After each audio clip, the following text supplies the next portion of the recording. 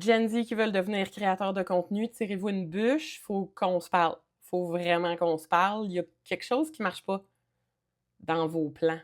J'ai entendu entre les branches, juste comme ça, qu'il y a 83% de votre génération qui souhaite devenir influenceur. Et si vous voulez que ça se passe, il faudrait commencer à réfléchir à comment on fait ça en 2025, devenir créateur de contenu. Parce que j'ai une super mauvaise nouvelle pour vous autres, vous êtes un peu 15 ans en retard. C'est-à-dire qu'il y a 15 ans, on pouvait se lever un beau matin, s'ouvrir un compte Instagram, mettre sa face, faire un outfit of the day, puis gagner des milliers de followers, puis être capable de leur vendre des codes promo de Fresh Prep. Ce n'est plus le cas aujourd'hui. Aujourd'hui, surtout au Québec, le nombre d'influenceurs et de créateurs de contenu professionnalisés, donc qui tirent des revenus de leur création de contenu publicitaire, il est saturé. Il y en a une torchée. Il y a un nombre extraordinaire de ces gens-là. Et pour réussir à devenir créateur de contenu aujourd'hui, il faut être compétitif. Parce que la bonne nouvelle, c'est que si vous êtes en retard pour juste décider du jour au lendemain que vous êtes créateur de contenu puis que ce soit legit, vous bénéficiez aussi de 15 ans d'expérience qui font qu'aujourd'hui, il y a 3000 formations que vous pouvez suivre pour vous professionnaliser votre pratique puis offrir un produit publicitaire qui est compétitif. Fait qu'aujourd'hui, je vais vous donner un peu de mon expertise basée sur une vidéo que j'ai vue il y a 2 jours d'une de vos comparses Gen Z qui a fait une capsule où elle formule 3 doléances. Et là, je dis ça de manière vraiment polie, c'est-à-dire qu'elle n'est pas enragée dans la vidéo, mais elle a un peu le feu au derrière et elle se plaint de 3 principaux groupes de personnes. Le premier étant les agences qui gèrent des budgets marketing d'influence à Montréal. Elle leur reproche essentiellement de ne pas payer adéquatement les créateurs de contenu et de ne pas dégager de budget en création de contenu qui ont de l'allure et qui ne sont pas réalistes. Première doléance. Deuxième groupe auquel elle s'attaque, c'est les restaurateurs montréalais ou québécois, parce que, bon, son anecdote concerne un client potentiel qui est du domaine de la restauration, et en leur reprochant de bénéficier de manière vraiment très abusive de contenu publicitaire gratuit et de ne pas payer les créateurs de contenu qui font de la pub pour leurs institutions. Par la bande, elle accuse tout le monde là-dedans de banaliser le métier de créateur de contenu. Dieu sait que c'est probablement le métier le moins banal en ce moment, dont on entend constamment parler. Et le dernier groupe qu'elle a l'audace un peu de pointer du doigt, c'est les autres créateurs de contenu qui jugent pertinent de faire des échanges, c'est-à-dire avoir des repas gratuits dans des restos et faire une story en échange, faire du placement de produits gratuitement en échange d'un repas. Et elle leur demande, pas particulièrement poliment, assez directement, par pitié, d'arrêter de faire ça, que ça se fait pas, que cette culture-là n'a pas de bon sens, que c'est à cause d'eux autres qu'elle n'arrive pas à avoir des revenus de création de contenu chez un restaurateur. Et donc là, au bout de cette vidéo-là, premier conseil, si vous voulez devenir créateur de contenu, assurez-vous de maîtriser le milieu dans lequel vous essayez de vous insérer, essayez de le comprendre et de le connaître un minimum. Et la première leçon que vous devriez retenir, c'est que ce marché-là au Québec, il est minuscule. Tout le monde se connaît. Et si vous faites un rant party sur TikTok publiquement pour vous plaindre des agences de marketing d'influence, des clients en restauration et des autres créateurs de contenu qui font des échanges en restauration, vous venez de vous mettre beaucoup de monde à dos en leur démontrant que vous n'avez pas une super bonne attitude. Et il n'y a personne qui veut travailler avec des gens qui n'ont pas une super bonne attitude. Il y a comme un bris de confiance déjà en partant, surtout parce que si les plaintes de la jeune fille étaient legit, étaient fondées, ça serait à la limite correct. Mais elles ne le sont pas. Fait que deuxième problème, ça démontre qu'elle ne connaît pas le marché dans lequel elle s'inscrit. Elle ne connaît pas c'est quoi les tarifs normaux pour de la création de contenu en lien avec le nombre de followers. Elle ne connaît pas ses cibles parce qu'elle reproche aux restaurants de ne pas dégager de budget en création de contenu. Les amis, les restaurants, là, c'est dans la culture d'Instagram de faire des photos de matcha latte depuis qu'Instagram est Instagram de manière gratuite par des citoyens du monde qui ne cherchent pas à être rémunérés. On ne pourra pas demander aux gens d'arrêter de faire de la promo gratuite pour les restos. C'est une des affaires les plus normales sur Internet.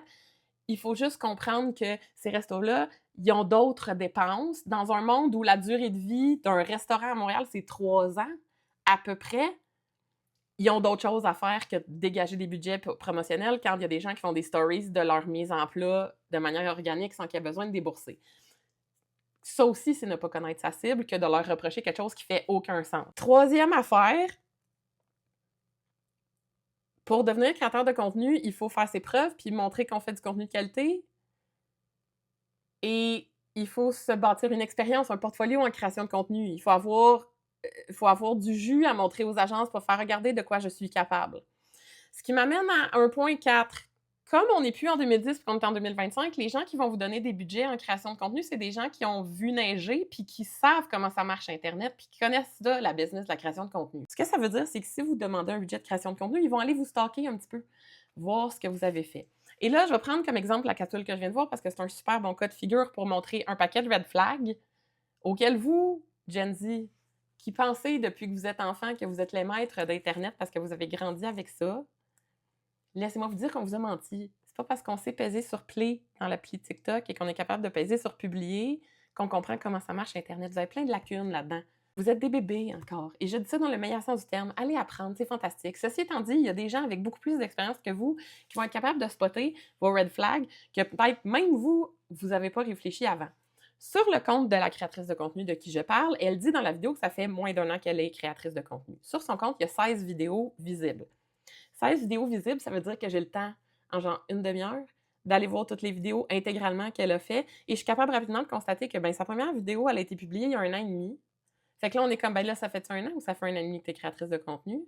On sait pas trop. Déjà, un petit bris de confiance ici. Mais c'est pas le pire bris de confiance. Le pire bris de confiance, c'est qu'avec 16 vidéos, je suis capable d'aller faire cumuler, grâce à Excel, en 5 minutes, l'intégralité de ses stats et de constater que dans les 16 vidéos visibles qui sont là, elle cumule moins de 20 000 likes, ce qui est 2000 likes de plus que le nombre de followers sur son compte. Sur son compte, elle a 17 000 followers et elle a affiché dans l'entête 1 million de likes.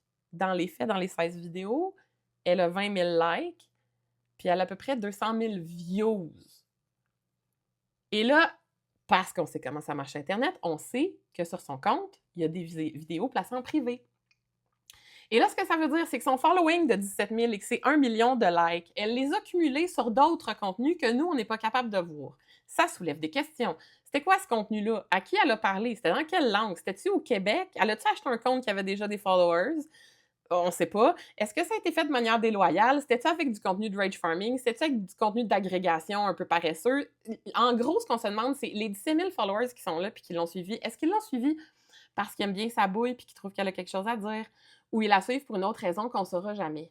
Ce que ça soulève comme question, c'est si ces followers-là, ils font confiance à la créatrice de contenu. Par conséquent, s'ils lui font confiance, est-ce qu'ils sont passés au prochain niveau, c'est-à-dire après la confiance, on s'attache émotionnellement à quelqu'un? Parce qu'il est super important de comprendre, et ça semble échapper à énormément de monde. Les annonceurs, là, ils n'achètent pas un nombre de views. Les numbers de votre génération de contenu, c'est pas ça qu'ils achètent. Ça, c'est les indicateurs qui servent à mesurer le succès d'une campagne. Mais le vrai succès d'une campagne, ça va être le nombre de personnes que vous avez convaincues de prendre leur argent puis de le donner à votre client, juste parce que vous leur avez suggéré de le faire. Et ça, c'est de la confiance et c'est de l'attachement émotionnel. Et de la confiance et de l'attachement émotionnel, ça ne se crée pas un mardi matin hasardeux où on décide qu'on devient créateur de contenu. Ça se construit au fil du temps et en se distinguant des autres créateurs de contenu, en trouvant sa propre crowd.